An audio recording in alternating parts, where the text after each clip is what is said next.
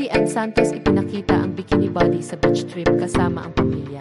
Nagbahagi si Judy Ann Santos ng bagong mga larawan na nagpapakita ng kanyang katawan sa isang two-piece bikini habang nagbabakasyon sa tabing dagat kasama ang kanyang pamilya. Ibinahagi ng kanyang asawa, ang aktor at TV host na si Ryan Agoncillo, ang mga black and white na larawan ni Judy Ann na nag-enjoy sa araw at dagat sa kanyang Instagram noong Agosto 20, 2024.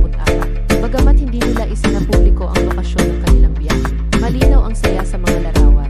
Paano nakakaapekto ang mga ganitong post sa pananaw ng publiko sa buhay ng mga kilalang tao? Sa caption ng kanyang Instagram post, tinawag ni Agoncillo si Santos na Judy Ann, na nagpapakita ng kanyang paghanga sa kanya. Tumugon si Santos sa comment section ng post ng I love you at isang emoji na nagpapakita ng halik na nagpapakita ng kanilang malapit na relasyon. Ang kanilang pampublikong pagpapakita ng pagmamahal ay nagbibigay ng sulyap sa kanilang relasyon na kinikilala ng maraming tagahanga.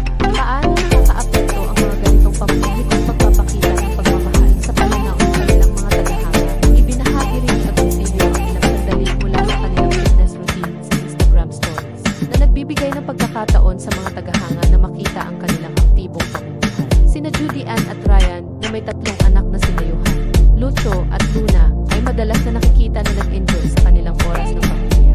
Kanilang dedikasyon sa pagiging fit habang pinapanatili ang matibay na presensya ng pamilya ay inspirasyon para sa marami.